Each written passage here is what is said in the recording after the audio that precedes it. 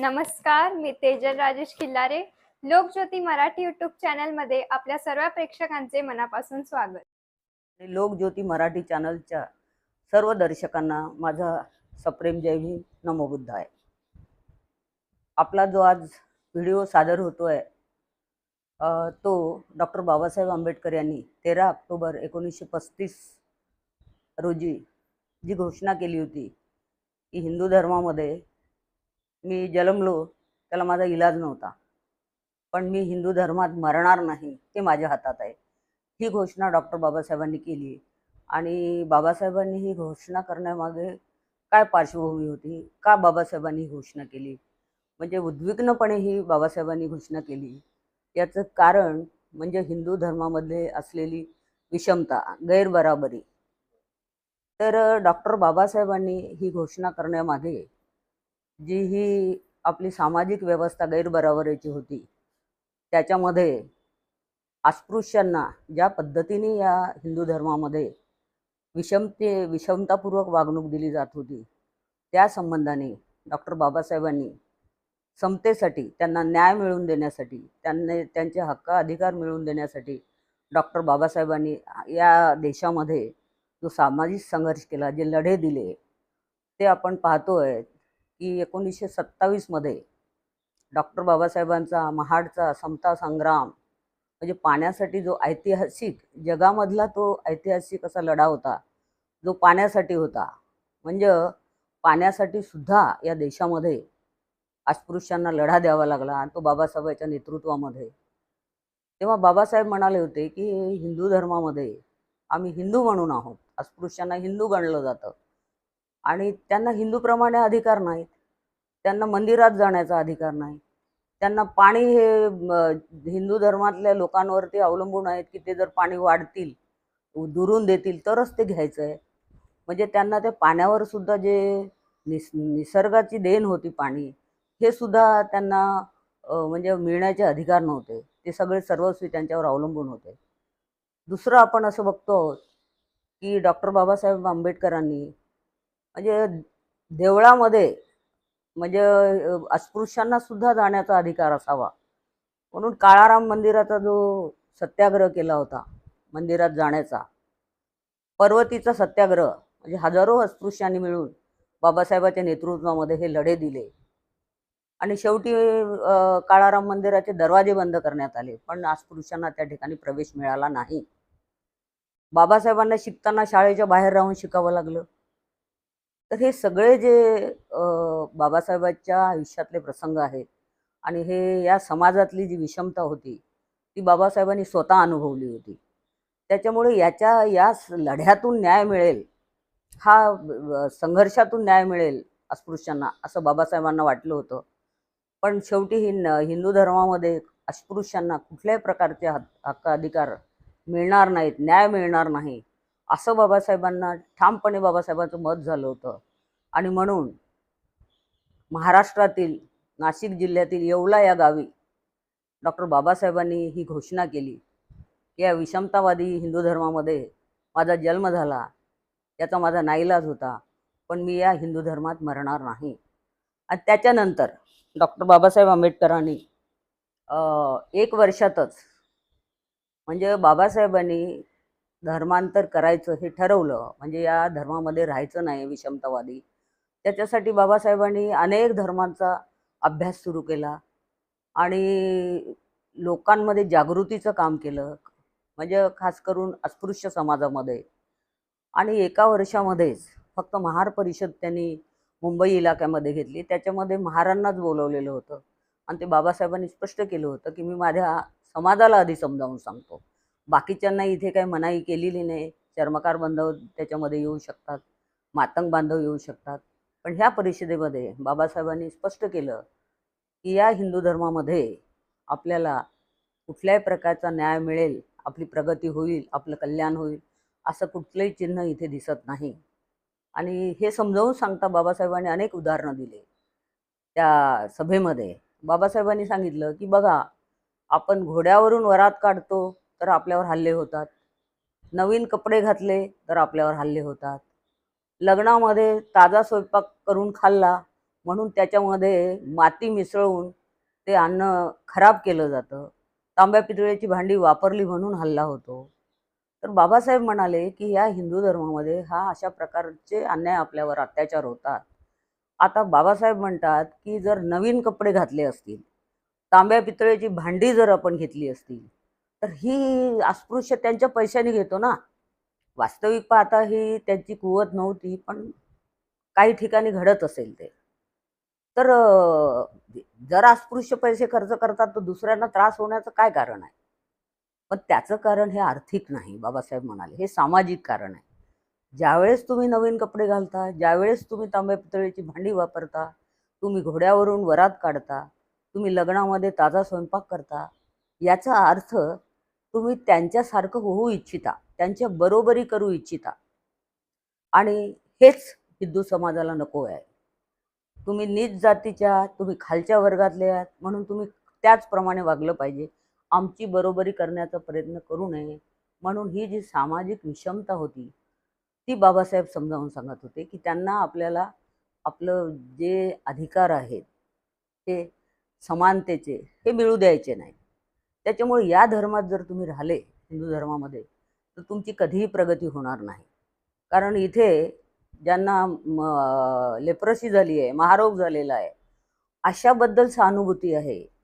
पण या महार जमातीबद्दल, अस्पृश्यांबद्दल तेवढी कणभरसुद्धा सहानुभूती या हिंदू धर्मात नाही. मग तुमची प्रगती कशी करू देणार ते? तर हे जे उदाहरणं बाबासाहेब समजावून सांगत होते की हे सगळं जर असेल तर आपल्याला जर न्याय मिळवायचा असेल, हक्क अधिकार मिळवायचे असेल, तर आपल्याला या धर्माबद्दल विचार करावा लागेल. आणि ते अजून सांगत होते की बघा, आपण जर मुस्लिम धर्मामध्ये गेलो तर ही अस्पृश्यता पाळली जात नाही. आपण जर दुसरा धर्म स्वीकारला तर तेव्हा ही गैरबराबरी नसते. मग अस्पृश्य हिंदू धर्मात असल्यानंतरच ही आपल्यावर अन्याय अत्याचार होतो. त्याच्यामुळे याच्या बाहेर संघटितपणे जर आपण गेलो तर ही आपल्यावरचे जे अन्याय आहे तो दूर होईल. आणि जे बाबासाहेबाचा संघर्ष होता, जे लढे होते, ते समता, स्वातंत्र्य, बंधुता आणि न्यायासाठी होते. त्यांना हक्क अधिकार मिळवून देण्याचे होते. आणि बाबासाहेबांनी त्यांच्यासमोर ध्येय उद्दिष्टच ठेवलं होतं की हा समाज जो आहे हा समता, स्वतंत्रता, बंधुता आणि न्यायाच्या आधारावर बनवण्याचं, हे राष्ट्र या तत्वावर बनवण्याचं बाबासाहेबांचं ध्येय उद्दिष्ट होतं. आणि हे ध्येय उद्दिष्ट तथागत गौतम बुद्धाच्या धम्मात त्यांना दिसत होतं आणि ते स्पष्ट केलं. कारण 1927 मध्ये बाबासाहेबांनी धर्मांतराचा विचार केला नव्हता, पण त्यांचा लढा हा समतेसाठी होता. म्हणून बाबासाहेबांच्या समोर हे उद्दिष्ट होतं की आपल्याला समानतेवर आधारित हा समाज बनवायचा आहे, न्यायाच्या आधारावर बनवायचा आहे, स्वातंत्र्याच्या आधारावर बनवायचा आहे आणि राष्ट्र बनवायचं आहे. म्हणून जेव्हा बाबासाहेबांना संधी मिळाली की संविधान लिहिण्याची, तेव्हा हे जे सगळे तत्त्व जे आहेत ते संविधानामध्ये त्यांनी समाविष्ट केले. आणि हे संविधान म्हणजे तथागतांच्या उद्दिष्टाप्रमाणे तथागताची जी विचारधारा होती त्या विचारधारेवर, म्हणजे समता, स्वातंत्र्य, बंधुता आणि न्याय, हे प्रिॲम्बलमध्ये पहिल्यांदाच बाबासाहेबांनी त्या ठिकाणी नमूद केलेलं आहे. आणि म्हणून 1913ची येवला या ठिकाणी केलेली बाबासाहेबांची घोषणा, हिंदू धर्मात राहणार नाही, ती पूर्ण करण्यासाठी बाबासाहेबांना जवळजवळ 20 वर्ष लागले. आणि 1956 मध्ये 14 ऑक्टोबरला नागपूर या ठिकाणी बाबासाहेबांनी लाखो अनुयायासह या अस्पृश्य समाजाला या हिंदू धर्मातून, विषमतेच्या धर्मातून बाहेर काढलं आणि आपल्याला नवीन बुद्ध धम्म दिला, जो समता, स्वतंत्रता, बंधुता आणि न्याय या तत्वावर आधारित आहे. अशा पद्धतीने बाबासाहेबांनी हा जो करोडोचा अस्पृश्य समाज होता, त्या समाजाला न्याय मिळवून देण्याचं, त्यांचे हक्क अधिकार मिळवून देण्याचं काम केलं. आणि त्याआधी बाबासाहेबांनी संविधान पूर्ण केलं होतं. त्या संविधानामध्येच हे सगळ्या तत्वाची म्हणजे तत्त्व समाविष्ट केलेली होती.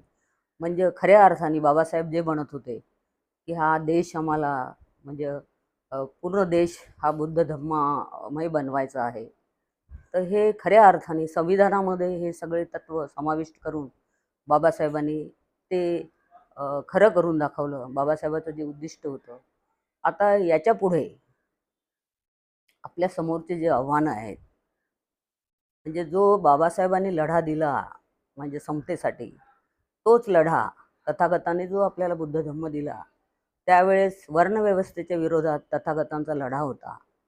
म्हणजे वर्णव्यवस्था, वेद हे विषमतावादी गैरबरोबरीच्या तत्वावर आधारलेला हा धर्म होता आणि त्याच्या विरोधात लढा देऊन तथागतांनी त्या काळामध्ये ही जी विचारधारा होती ही समाज परिवर्तन करून म्हणजे त्यांनी ही विचारधारा प्रस्थापित केली होती तथागतांनी.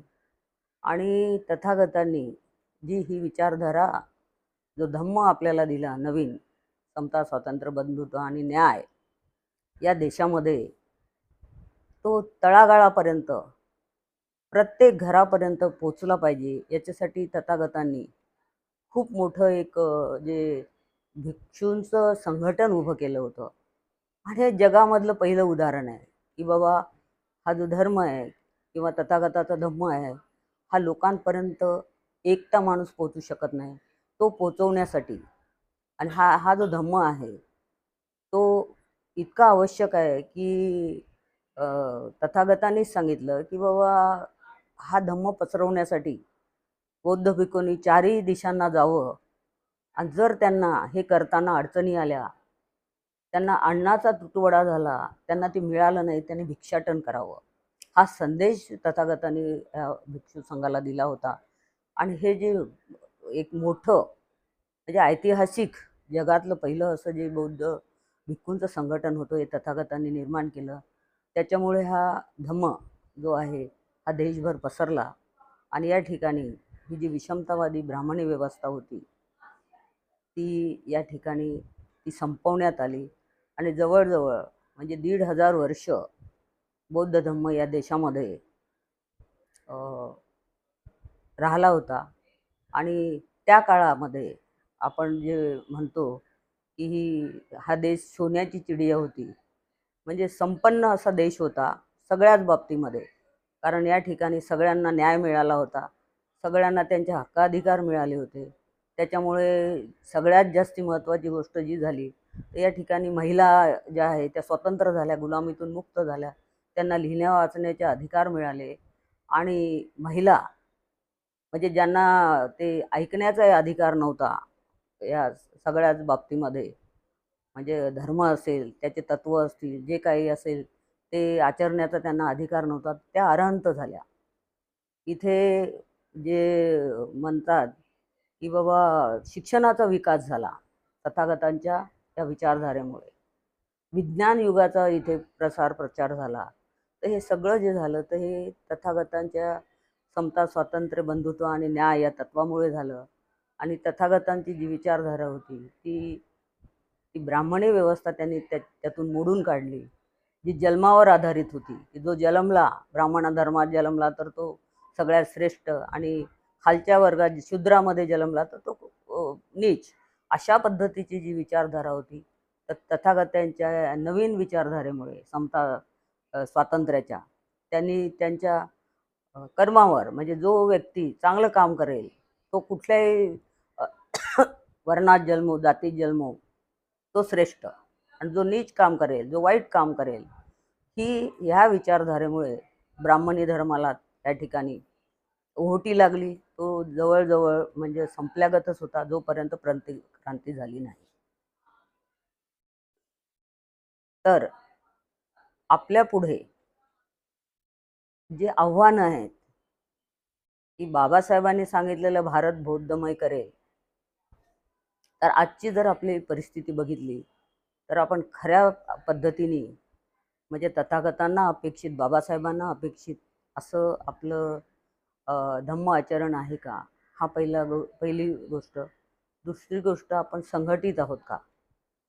आपण जर संघटित नसू, संघटितपणे हा धम्म या ठिकाणी देशामध्ये आपण प्रसार प्रचाराचं काम करत नसू, तर मला वाटतं की ते स्वप्न तर दूरच राहील. पण आज आपण आजची जी समाज व्यवस्था बघतो आहोत, राजकीय व्यवस्था बघतो आहोत, याच्यामध्ये आपलं संविधान सुरक्षित नाही.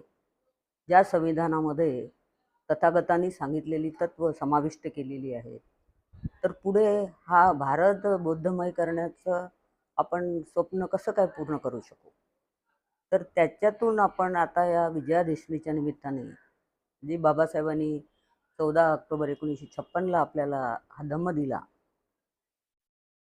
आणि आपला जो हिंदू धर्म होता त्या हिंदू धर्माच्या गुलामीतून बाबासाहेबांनी या कोटी कोटी अस्पृश्यांना बाहेर काढलं आणि एक नवीन दिशा आपल्याला दिली, ज्याच्यामध्ये तुमच्यावर कुठल्याही प्रकारचे बंधनं लादण्यात येणार नाहीत आणि तुम्हाला या देशामध्ये म्हणजे समतेने वागणूक मिळेल आणि ह्या धर्मामध्ये जी तत्व आहेत समतेची त्या पद्धतीने आपण सुद्धा आचरण करायचं आहे.